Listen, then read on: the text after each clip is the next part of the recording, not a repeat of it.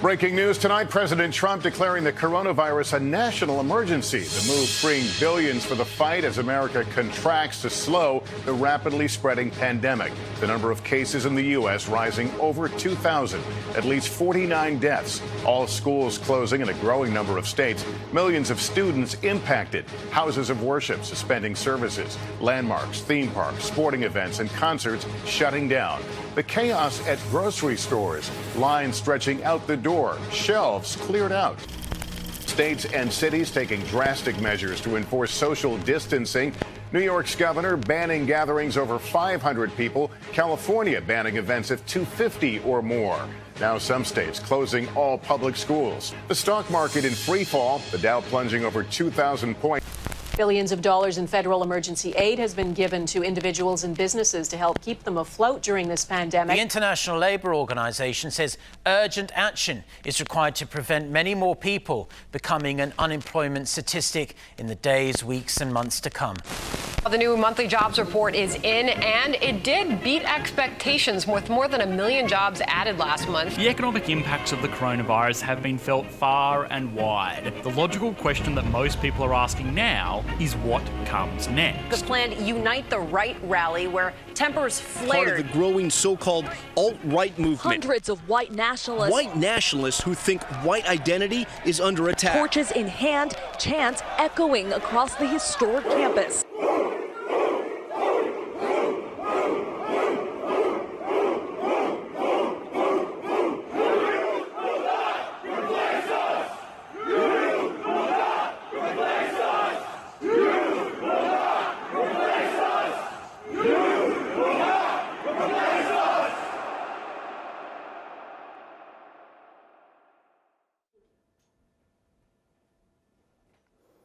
From Washington, D.C., good morning, good afternoon, good evening, wherever you're joining us from. I'm Nick Schifrin, Foreign Affairs Correspondent for PBS NewsHour. COVID sparked the world economy's deepest, most synchronized collapse ever. The equivalent of 500 million jobs across the world vanished almost overnight. Low and middle-income economies will shrink this year for the first time in 60 years. And the gap between Wall Street and Main Street has grown even wider. Interventions helped and second quarter GDPs were better than expected. But by the end of 2020, world output will shrink 4.4%. That's 7 points lower than it should have been, the biggest contraction since World War II. Laid over that, Freedom House says COVID is providing cover for governments to disrupt elections, silence critics in the press, and undermine accountability. And that is before vaccine nationalism. The video leads us to this jumping-off question. Could COVID-19 exacerbate divisions and trends that already existed to the point where the 2020s look like the 1930s? To discuss that, I'm joined by a fabulous panel who are joining me now. Thank you so much. Kersti Kaljulaid is the president of Estonia, elected in 2016. Leon Panetta, former director of CIA, former Secretary of Defense, former White House Chief of Staff, and Gideon Rose is the editor of Foreign Affairs. Madam President, if you can see me and hear me. Oh, Madam President, apparently I've lost your connection. So, Secretary Panetta, if I could ask you and start with that kind of question that I posed before. Could COVID-19 exacerbate divisions and trends that already existed to the point where the 2020s look like the 1930s? Well, first of all, thank you for the opportunity to appear at Halifax. I've had the opportunity to personally go there, and this is a chance to do it via Zoom. So my best to all of those who are attending. Look, there's no question that what you're looking at resembles an awful lot of what happened in the early 30s. Not only in terms of the impact on our economy, but also the move towards greater nationalism and the move towards really the kind of approach to world security that represents a dangerous threat. COVID has had a tremendous impact. Certainly here in the United States, COVID has created not just a health crisis, but an economic crisis. And we're confronting the depths of a recession that's probably as bad as what we saw in the Great Depression in the sense of its impact on our economy and on our society. A lot of people who are out of jobs, businesses that are closing, and a situation where as a result of that, it raises questions about the capacity of our democracy, not only to respond to this kind of crisis, but to be able to, at the same time, deal with threats in the world. I mean, this remains a very dangerous world. And yet, the approach that we've had in the United States is one of kind of withdrawing United States leadership from the rest of the world into an America First mode that represents an isolationist kind of approach to dealing with foreign policy. So all of this, as I said, resembles a lot of what we saw in the early 30s. The difference at this point is that the United States has just gone through an election, a major election, where over 150 million voters went to the polls to elect a new president. And as a result of that, there is a sense that perhaps the United States can put ourselves on the right track in terms of dealing not only with COVID-19 and developing hopefully a national strategy to deal with COVID-19, but also addressing our economic problems at the same time, and providing, again, United States world leadership in a dangerous world so that we can work with our allies, build the alliances that we need to build, strengthen the alliances that we have to strengthen, and try to develop a better course towards peace and prosperity in the future. Madam President, I'm told that we have you back. Thank you. Welcome. Good to see you again. I asked this fundamental question that the video we showed at the beginning led to, which is, could COVID-19 exacerbate divisions and trends that already existed so that the 2020s might look like the 1930s? What do you think? Well, I'm an optimistic person, so I hope not, but definitely I see the risks are there. You are right. No new trends were created by this crisis, but many trends which were there already, they were enhanced.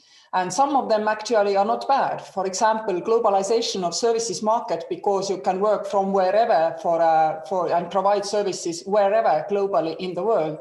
This was happening anyway, and we saw it already in the years before, because many people went independent and became digital nomads. Now, this is a positive trend which now was exposed also for policymakers. So you can now see actually that 30% of the jobs can be done from wherever. So for example, bookkeepers for Estonian companies can work from Fiji or from Canada. It doesn't matter from where. So this probably is a positive trend which was exposed. Another trend is a regionalization of the production markets, which was also ongoing. Already before, let's say, the global trade came under political pressure, this trend is visible for more than 10 years. And it's probably because robotization of industry has allowed production to move back closer to the consumer. The third trend, and this is indeed what I was thinking when I was looking at this video, can be dangerous. And this is that for decades now in developed economies, labor markets, have been not rewarding people the full cost of their labor. Why I'm so sure about it? If you look at our budgets, then we were more and more spending on social support, in-job benefits, which means that the monopolistic labor market probably was not allowing people to demand the salaries they actually should have if the full cost of labor were to be covered by the enterprises. And this led, of course, also to fiscal deficits, etc. So now here I see the risk which was present, which resulted already in, I would say, many negative tendencies in our societies. I would mention the French Gilets jaunes, a rise of populism in many countries, loss of trust of the people into the system that they would ever deliver for them because they were hardworking, but they could see they are not going anywhere.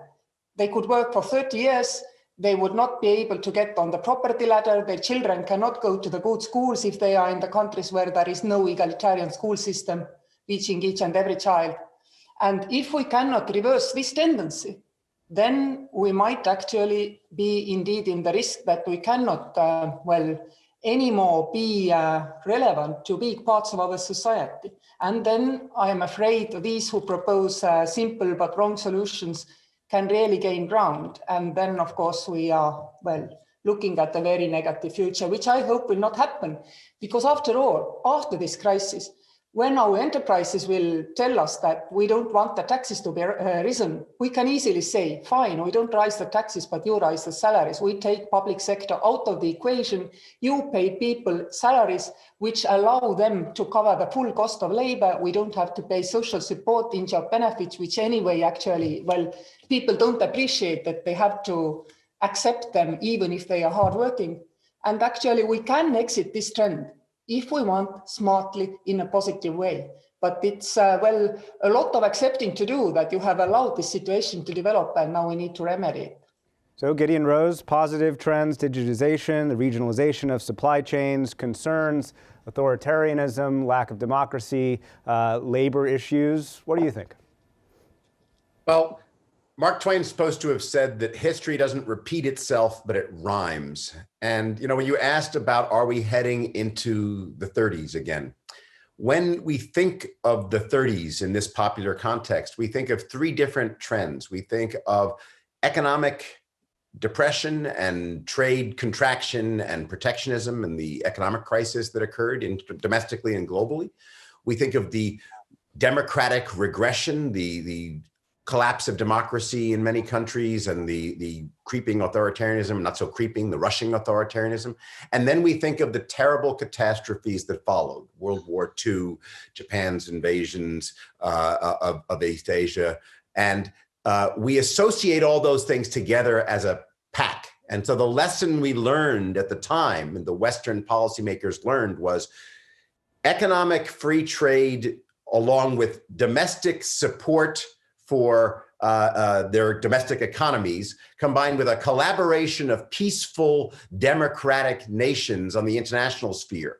That was what we emerged from the 30s thinking was the formula to solve the problems of international economic miscoordination, domestic economic collapse, and a rush towards aggression and war. And we've lived largely in that world increasingly for the last 70 years, since 45, when the United States under the Roosevelt administration led the world into a new kind of international political and economic order. And what we're seeing now is the demise, the decline, the erosion of that order. It predated Donald Trump, but Trump's emergence, Trump never believed in the order at all. He was a creature who would have been happy in the 30s of power and force and transactionalism, not particularly concerned with democratic norms. And so what has been happening over the last several years, it's not just the pandemic, it's really a larger context of erosion of the institutions and structures of political and economic governance domestically and internationally, as has just been described, which created a situation in which there was a great deal of disaffection, which created populist revolts against elites in many countries, which has now been contributed to by a giant crisis. I don't think, however, that it's going to go back to the 30s in the ways we think of in the worst way, either of global depression or political chaos and war and genocide. Because there are changes since the 30s. First and foremost, nuclear weapons. There is now a huge cost for great power war and for any kind of war involving significant regional powers that just did not exist and does keep the peace. We've learned that the delicate balance of terror is not so delicate, it's pretty stable actually, and nuclear weapons, although they're very dangerous, keep things in check. So I don't think we're facing nuclear war. And everybody now knows enough about how economics works that you're not going to do the kind of totally disastrous economic policies that will be completely beggar thy neighbor. So what you'll get in the trade sphere with rising protectionism is sluggish international trade, lower growth, and a broken system that splinters apart like we're seeing now, not the utter collapse of things happen in the 30s. The thing that is most depressing that I think we are facing is the democratic regression part, which is what we're seeing is not going to be facing war internationally, not going to be facing global depression. So the worst fears of the 30s, no. But the notion that democracy and what we think of as liberal democracy is sort of confidently sailing forward, that we found the formula, that everybody knows what it is, and that history is moving towards that. I don't think that's true anymore, or rather that anybody believes that anymore, looking at the events, because while it might not have happened here, as Secretary Panetta said, we can see easily how it could have happened here. And one of the things this has all given me, and many people I think, is not so much a sense that we are Germany in the 30s, but a real understanding of how Germany in the 30s could have occurred. We have happened, in the United States at least, to be bearing this democratic regression in a very heavily institutionalized country, which has managed and is managing to survive, as Secretary Panetta said, with a new election and the results which will, after the current chaos, move forward and be accepted. But the damage done to the norms that seem to sustain that system and the liberalness of liberal democracy is really at threat, not just here, but across the globe, and everybody, places from Europe, Eastern Europe, to India, to China, to Russia, to everywhere. And although the United States will have escaped the worst of what many feared might have happened, the fact that we brushed so close and that there were so few guardrails means that we no longer can take liberal democracy as an uncontested norm that will naturally be ratified at the ballot box, even by members of the advanced industrial democracies. And the key thing that is going forward is going to have to happen is we're going to have better governance, because it turns out that people don't actually care about liberalism and rule of law. This was the most democratic election in modern American history. As Secretary Panetta said, over 150 million voted, highest turnout rate in generations, highest percentage rate in a century. And yet, half of those almost voted for the most illiberal candidate in the history of modern American politics. This was a victory for democracy, but not for liberalism and not for liberal democracy. And going forward, the countries like Germany, first and foremost, and others as well, that have managed to actually display not just democratic governance, but effective democratic governance, controlling the problems like the pandemic. That's what's going to be necessary. And my great fear now is that we're not going to have international war, and we're not going to have a Great Depression, and the worst of the 30s is there. But we're living in a world now in which we can no longer take the constant progress or forward march of liberal democracy for granted, which is what we thought we had at least gotten out of the 30s and its aftermath. We're going to examine all of those issues and add China to the mix as well. But first, Robin Shepard had the opportunity to talk to people about this. Let's take a listen to some of his interviews. Won't end tomorrow either, just like COVID. Why won't it? Because it is sadly the underbelly of globalization and technology. We didn't notice that globalization, which sounded great and benefited numbers of people, probably including me and my family, didn't benefit a lot of people. It dislocated work in particular. And those people are left out. The income inequality has expanded. Endemic poverty has expanded, and other issues like systemic racism and even gender bias are being exposed by this. So why am I saying this?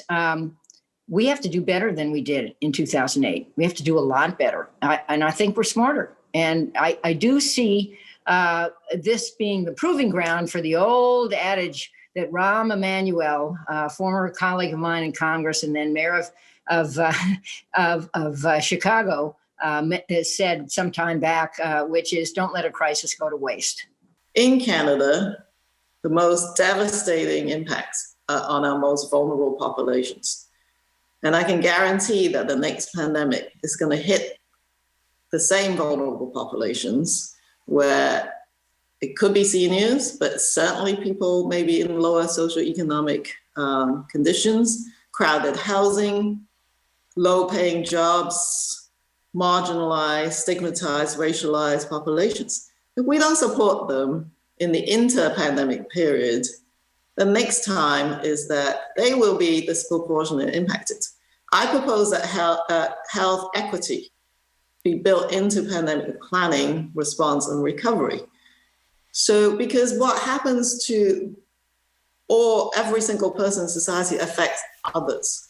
And so this concept of no one's protected until everyone's protected has to permeate through the whole cycle of emergency management and will really show us whether we've learned anything for the next pandemic to come. You know, how do you effectively deal with a virus without an international approach? I mean, I don't know if you've read the wonderful Edgar Allan Poe story, The Mask of the Red Death, where Prince Prospero thinks, I can protect myself if I gather all my friends and we wall ourselves in a castle and we're going to be completely safe from the plague ravaging the land. And then what they find out is, no, the Red Death is in the castle as well. There's no way to deal with a virus. There is no way to deal with climate change and some of the other key challenges we face without more vigorous alliances and international organizations. And again, that may mean we need to take existing organizations and subject them to some tough interrogation. I think the WHO has, some significant explaining to do about some of the things, including willingness to hold China accountable and be honest about what was going on there early in the pandemic, especially.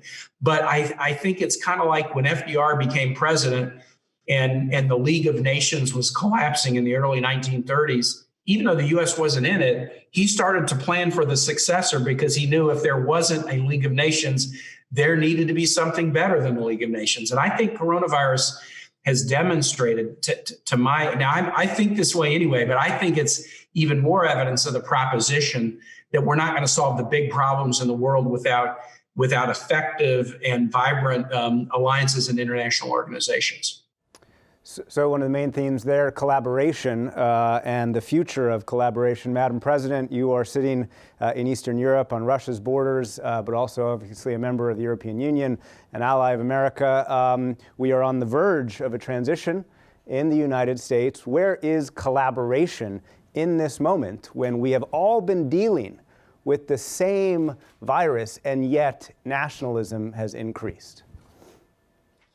Well, if I may correct you, here in Europe, after the initial shock and indeed retrenchment within our own borders by all European Union member states, we have quickly realized that this cannot work.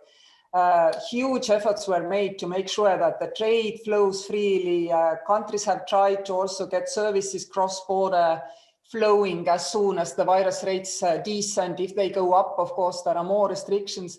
In addition, this agreement to collectively buy and then share the vaccine against the coronavirus, all these elements show that we have learned from the past and we realize that we need to work together.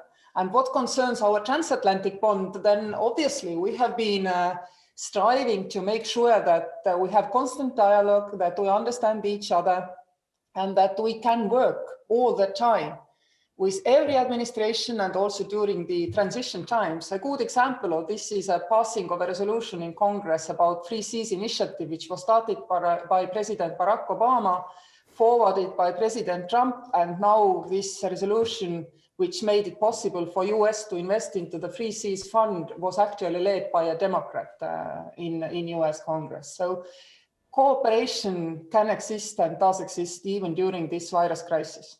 Secretary Panetta, do you think the United States has learned that same lesson?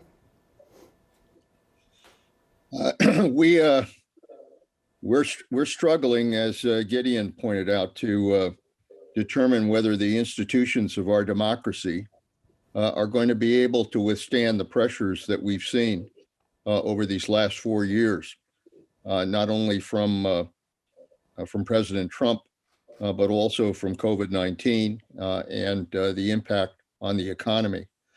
Look, I often tell the students at our institute that in a democracy, we govern either by leadership or by crisis.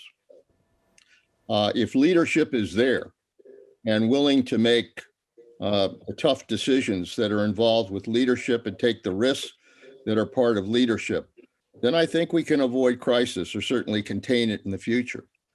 But if leadership is not there, then we will govern by crisis.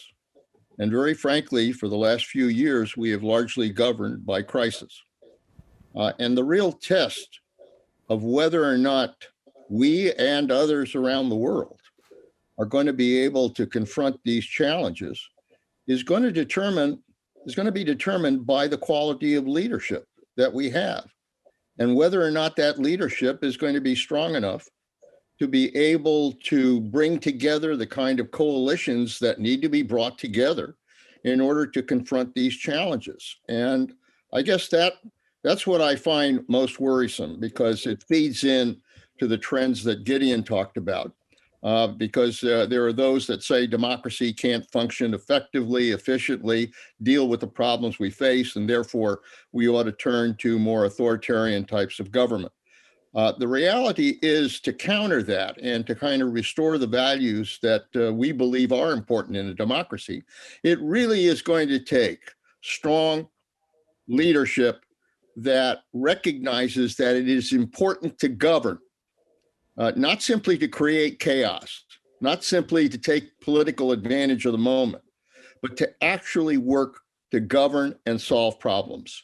The answer to that question will tell us a lot about the future of our country and the future of the world.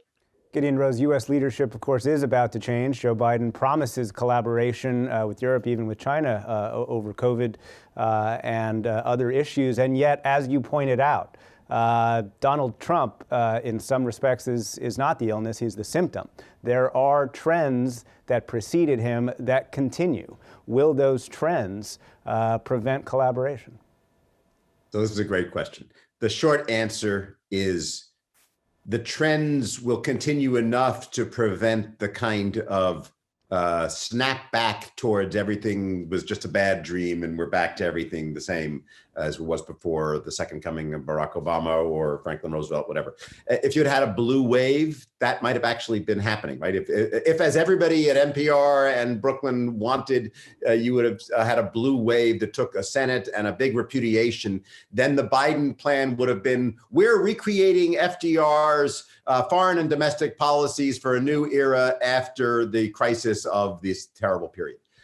Given what you got, which is a split decision in which Trump was repudiated, but Trumpism got a modest pass and a benefit, and the Democratic House and the Democratic platform, such as it was, got a bit of a rebuke. The question of what will last from Trumpism into the future and what of the Democratic agenda that they had hoped to put in a big, expansive, ambitious way up until a few weeks ago, what is going to be salvaged of that, we're all going to see. I think the really interesting question is to look at structural conditions. I've become much more cynical than I used to be. I no longer talk confidently, for example, about the national values that Americans believe in and hold, because I no longer am sure what those national values are. But I think that there are some interests that will prevent things from snapping too far back in some areas. Environmental policy will snap the most, 180 degrees, and go further in the other direction, because everybody agrees it makes sense.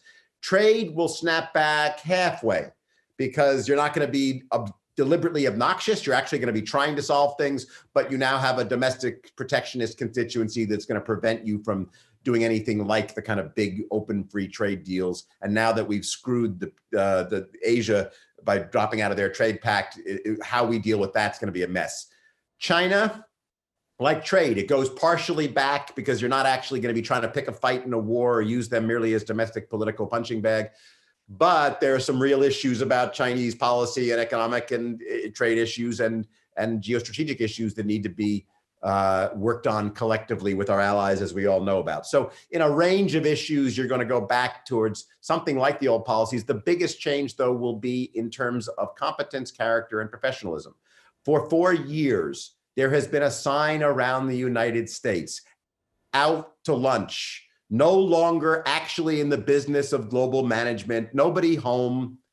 A message. I sent a message to a British ambassador early on in the crisis that the White House message should be basically, hi, this is the White House. We are under, repairs. Press 1 for, alliance management. Press 2 for, yes. The answer is yes. No. The answer is 3. Ignore the tweets. We're going back to a situation in which the rest of the world is dealing with American technocrats who are among the best in the entire world, and American leaders at the Biden administration who are experienced, serious policymakers across the board. All the people talked about are very, very good, respectable, decent, psychologically healthy people who can be counted on to do good things. But the political environment in which they will be operating will restrict the freedom of action they have to do all the good things they might want. That's the thing going forward. Be thankful for small favors. It's what we would have killed for a few years ago, but less than what we would have hoped for a few weeks ago. So the Trump administration, obviously, if we had a representative here, would reject Gideon some of your points in the end. But it seems to me that we need to bring China into this discussion now, and specifically recovery. I mean, regardless of the policies of the last 4 years, regardless of the policies of the Biden administration, we are confronting an economic reality and a physical reality. I went through photos last night over the last few days. I saw photos in Naples, Italy. I saw photos in Adelaide, Australia, Pennsylvania, empty marketplaces, empty shelves. And in Wuhan, China, last night, there was a party with 5,000 people. None of them were masked, and they were all free to spend time with each other. My point here is that the recovery is not going to be equal. And China claims that its recovery proves its model, that their system works better than the Western system. And the OECD says Europe and Japan will remain at pre-COVID levels for years. The US economy will be flat, but the OECD says China's economy will rise by 10%. So, Madam President, what do you believe the impact of that going forward? Again, with this, the theme of this conversation is, how scared should we be of the future, given that it seems China's recovery is going to be a lot faster than the rest of the world's? I think that indeed it might enhance the worries which we already had before, because we have seen an assertive China which has sensed that its big economic might will give it also more geopolitical power. It has been making deals with many nations closer and further afield, notably in Africa, actually efficiently putting glass ceilings on the economic development of these countries, because if a country's leadership makes deals on all big businesses with Chinese, then for local SMEs and local capital, all what is left is restaurants and car repair shops, not much more. So there has been economic harm being done to other countries. And we don't know how China sees its role in the future. It's not a democracy. It's not open about its plans. It doesn't tell us. And hence we need to have other worries than simple economic domination there, which also in our region, in Europe, creates a new geopolitical situation in this sense, that if during the Cold War time, all Europeans were nice and comfortable in knowing that the global, let's say, adversary or a risk, Russia, but then Soviet Union, was also their regional risk was global risk. So, I mean, also US and the transatlantic bond kept a very close eye on European security. Now, US has to take a wider view and wider picture. And for Europeans, making sure that they feel secure actually lies more and more on their own shoulders. So even here, I would say the trend is there, was there before the Trump election, before the crisis. We have realized this in Europe. We are spending more, for example, on our own defense. And we are also, as is US and other countries, worried about, for example, Chinese understanding of what they can do with the data or our own people. On the other hand, we are worried that as democracies, because we have data protection for our people, etc., our technology, artificial intelligence, is falling behind the Chinese one because it is simply, let's say, not as smart because it cannot learn as quickly as the Chinese one. So for us, it's extremely important that we manage to create data protection rules which allow the AI to learn, at the same time giving guarantees that our people feel that their data is protected. For that, it's not so difficult to do. All we need to do is we need to declare by our legal texts what is the objective, and then lead the technology companies to develop according to what we have demanded as the objective and demonstrate to us that they are applying these criteria. If we instead try to regulate pathways to this kind of security, then we will be in trouble because our legal cycle is longer than technology cycle. And probably you don't understand what I'm talking in tech world, so I take it to the analog world. In the previous times, we told to the doctors that keep your patient's information safe. End of story. And we let the doctors to decide how. Now in the digital world, for some reason, we try to prescribe, you have to keep my file in a room with screen walls, with red door, with, windows as big. This is the pathway description. Instead, in technology, now we should again say, this is how you keep the data safe. This is how you dispose safely of the data. This is how you can use it in a depersonalized format. And this is how you have to demonstrate us that you're really doing it. And then we could actually make our artificial intelligence learn as quickly as the Chinese. We have to find ways to demonstrate that the free world is able to offer as much of economic chance, and we can do it. There is another issue. For example, services market can be global, as we already taught. You can work wherever, from wherever. But if you, in order to provide data safety, start administratively limiting access to this data, not providing safe means and ways to use this data, then again, you are limiting the development of this global services market, which could greatly benefit our economies without actually giving up on democracy. And if somebody says Chinese managed the pandemics better than us, if I think, for example, that sometime a year ago in autumn, in a hospital, in a free country, there was a lot of people with pulmonary diseases and pneumonia. Newspapers would have written about it the first day. All doctors and all scientists from other countries and the same country would have rushed in. We would have known immediately something weird is going on. Maybe the pandemic would not have been as bad because handled democratically, maybe we could have actually had much longer warning into this process. Secretary Panetta, so there is that question of the original Chinese cover-up, as many journalists have pointed out, and we've researched as well. There is that question of whether the U.S. and the Europeans can collaborate to try and create these new rules of the road so we don't have to inherit the Chinese rules. But there's also that fundamental question that in 2008, when the Chinese saw the housing crisis, they accelerated their confrontation against the West. And there are people in China who are saying that the CCP is seeing this moment as the same way, that the West is weaker than even Beijing thought, and therefore they will accelerate their confrontation. So take that on. Well, I don't think there's any question that because the United States in many ways withdrew from its leadership role in the world and basically said, we're basically going to take care of our own problems and everybody else should do the same, that created a vacuum, a huge vacuum. And China filled that vacuum. China continues to fill that vacuum. The trade agreement that was developed, they're continuing to expand their efforts to go after trade. They're continuing to send their diplomats across the world. They're continuing to try to take advantage of the lack of U.S. presence in the world. And so the only response to that has to be a combination of United States leadership working with our allies in Europe, working with our allies in Asia, to be able to come together and be able to deal with that kind of aggressiveness.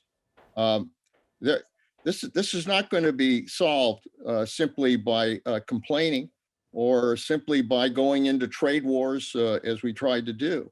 It has to be responded to by a clear effort by the world community to be able to work together, not only to advance, what should be, frankly, a better trade situation in the world, but to advance our security so that we can deal with the kind of threats that China is involved in, whether it's the South China Sea, whether it's Hong Kong, whether it's Taiwan, whether it's technology, as Madam President indicated. There are a lot of areas that they are taking advantage of, but they're taking advantage of it in a vacuum right now. And unless we come together, unless we are able as allies to come together and establish what we believe should be the rules of the road, because frankly, look, whether it's Russia or whether it's China, what is it they fear? They fear alliances. That's what they fear. They're not ones to build alliances. And we are. The Western world has been able to protect its security because we've come together, whether it's NATO, whether it's other alliances that we've built. And those alliances have proved effective in dealing with authoritarian governments. And so there just is no alternative here, but for the world community to come together, to work on technology, to work on trade, to work on national security in order to make clear that if China wants to be part of the world, they are going to have to play by our rules. We are not going to play by their rules. And unless that happens, then China will continue to do what it's doing. Look, one of the issues on COVID-19, I mean, the reality is if China is going to expand and do what they want to do in terms of their own economy, they can't do it with a world that's falling apart. So ultimately, it is in their interest as well to make sure that we are dealing with COVID-19, that we are restoring our economies, that we are restoring our approach to security, because it's only in that kind of world that, frankly, their ability to deal with expanding their economy, the only way that's going to happen is if the rest of the world has some degree of security. If the rest of the world is falling apart, ultimately, it will involve China falling apart as well. So Gideon Rose, we obviously have calls for all of this collaboration. But again, take on the idea that China will recover faster than the West. How will that affect this question of what the future brings and how much conflict it may bring with it? One of the most poisonous aspects of this era that has been driven by the American president more than anybody else is the imposition of an assumed zero-sum frame on all sorts of questions. China is getting back faster. China is doing well in the vaccine race. China is doing well in AI. As if, even the way you say it, it's automatically bad that China is doing well.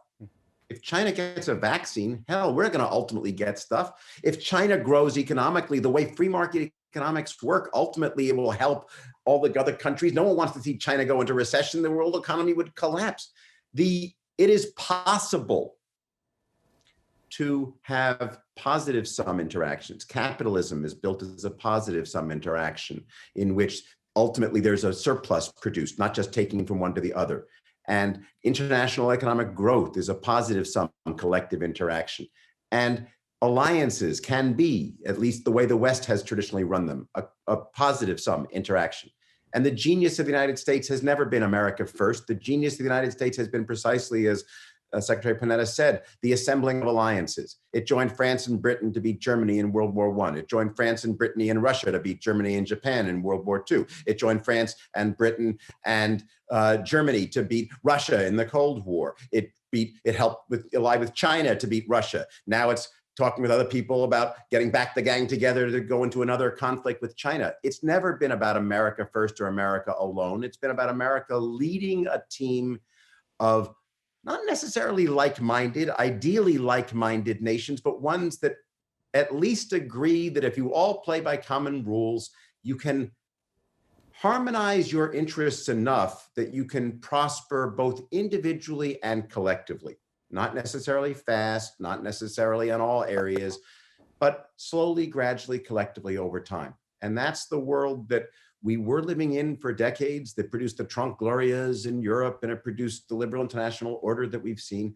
And we need to recapture that. We know the answer. The answer is constructive international collaboration in both political and economic spheres that links the domestic political economy and the international political economy and the strategic center in ways that enfranchise and are inclusive to all populations and sectors, therefore are politically sustainable. It's tough, it's difficult, it'll take a long time. But that's the answer we have to go back to. There's no new set of answers. The depressing part of these last few years is how we now realize we just have to keep fighting the same fights and reminding people of the same basic truths. There's an op-ed in the Wall Street Journal yesterday by Douglas Irwin about how the basic things we know about trade, one of America's top trade experts, everything we know about trade has been ratified over the last 4 years, not overturned. There is no giant new trade theory. Everything played out just as we thought. The problem is the public wants the bad kind of stuff. And the problem we have now is not figuring out the answers. The problem is finding not just the leadership, because we may even have that, at least in the US for now, but finding the public support throughout all levels of society for the kind of policies that could pull us out of this and move the world and our nations forward. We've got about 10 minutes left. As everyone who's been to Halifax knows, the audience participation is one of the best parts. I encourage you, if you can, to send a question that I can ask. Can we talk about one of the main points that the three of you raised at the beginning, which is the rise of populism? I want to bring up something that I pointed out at the beginning, which is the economic exacerbation of this widening between Wall Street and Main Street that we are seeing already, and that the economists say are going to keep on going. We have permanent job losses in Europe and the United States, although a different way to deal with them. Lower paid workers bearing the brunt. However, continuing low interest rates are going to see assets kept high. Markets are up.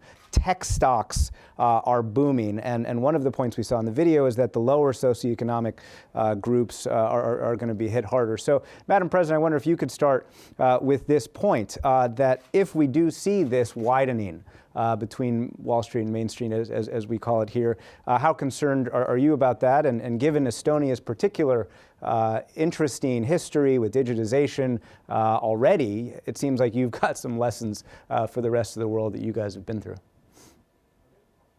Well, indeed, digitalization can be a great equalizer if you handle it right. So in principle, if employers now believe that at least 30% of the jobs can be done from distance and they allow people to do these jobs from distance, then they can actually employ people from rural areas, from depopulated areas, from areas where people feel neglected. So they can be reintegrated into our job markets in a competitive way, provided they have good education. And this is where many countries, I'm sorry to criticize, but I see, being myself from a country which is a newcomer to the developed nations, I see that many countries have missed this, that you can actually keep social mobility going only with truly and fairly, egalitarian schools, which means that from each and every school in each and every country, a child who bothers to study must get into the best universities. And also universal healthcare, which doesn't depend on your salary levels. With these two elements covered, I believe that quite a lot of this kind of intergenerational disappointment, which leads to populism, can be covered. It is not enough, and here I come to Estonian example. It is not enough if this society is quickly rushing forward, extremely quickly economically developing. Estonia in last 30 years have roughly made up the 25 years of the 50 years lag which it accumulated during our occupation. Extreme economic success story. Rapid growth. Average salary has risen 40 times. Minimum salary 70 times in last 30 years. Yet, with this huge productivity rise, you can imagine what has happened to the structure of our economy. Depopulation of rural areas, areas which were, full of Soviet area factories. They have not been able to find ways to go forward as quickly as Tallinn. Capital of Estonia today is 2.5 times better off than the rest of Estonia. The side effect of this extremely quick growth also is extreme, which has created a rift between those people who see that this liberal, democratic, free market economy is serving them, and people who see it isn't serving them. It's about maybe 20% of our people who feel that this system is not delivering for them, despite the fact that we have egalitarian school system and universal healthcare. But since we've always had it, people do not value it because they have not experienced what can happen if you don't have it. So we also see that this rift between those who have been able to benefit and those who haven't has been exploited by the populist movement, which offers people simple solutions. And they are very disruptive to our political system and to our country's, well, I would say even future development. But this is not because people somehow don't realize these risks, but there is quite a considerable part of population who wants to have a revolutionary situation where maybe they can draw a longer straw. It's as simple as that. Secretary, and we need Madam President. Now to accept that in rushing forward, we have neglected the side effects and forcefully direct resources to the least developed regions. Without first recognition, saying mea culpa, and then going forward, we cannot actually remedy what has been going wrong. Sorry to interrupt there. Secretary Panetta, we have about 4 minutes, so I'll give you 2 minutes to respond, and then we'll give the last 2 minutes to Gideon Rose. Well, look, it is the frustrations of those who are not getting a piece of the action that have fed in to populism and to nationalism and to what's going on in our country. You don't get 70 million voters to support Trump unless they have a lot of grievances about how the system is treating them.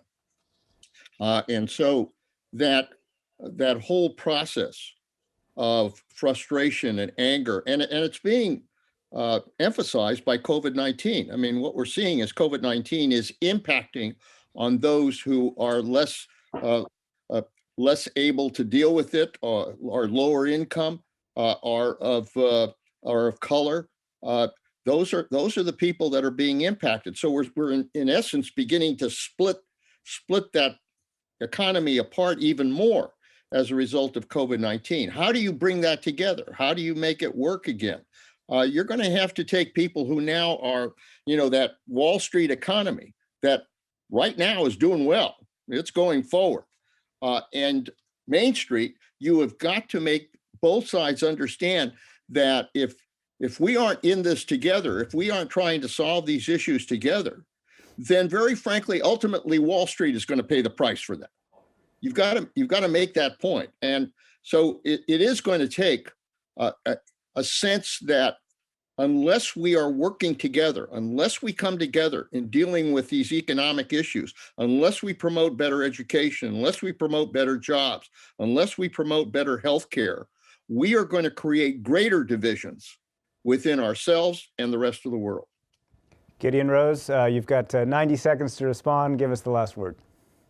I agree with pretty much everything my previous fellow panelists have said, except I want to take issue with one thing of Leon's, which he said, well, we know that there are 70 million who have deep grievances. The big takeaway, one of these big takeaways is we don't know a whole lot of stuff. And a lot of things, the confident posturing of Halifax speakers and panelists and attendees as we are pompous elites in our bubbled little blue worlds has been shattered. And I think it would be ridiculous to go back to that. Cato the Elder used to say that he didn't understand how two soothsayers could pass each other on the streets of Rome without bursting into laughter.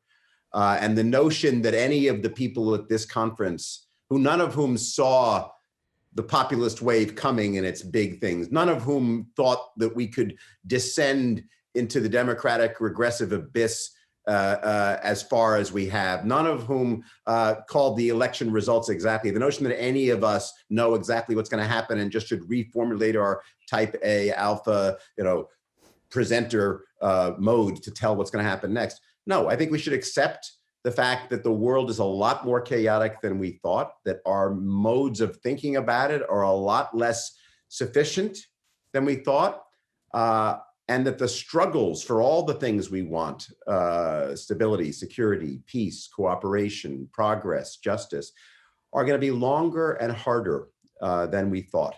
The time frame that we might have wanted to achieve our goals in is going to have to be extended. And I just want to thank people like my panelists, because it's the technocrats who saved us during the last few years, not the politicians. And it's the politicians who are going to lead us back. And the good people going into government and public service and good people going into politics is more necessary now than ever. And the talk shops like this and the contributions of the journalists and the blowhards is less important. So I just thank God that there are good people inside the system and inside the political domain working to continue to fight the fight, because that's what we've learned. There is no rest.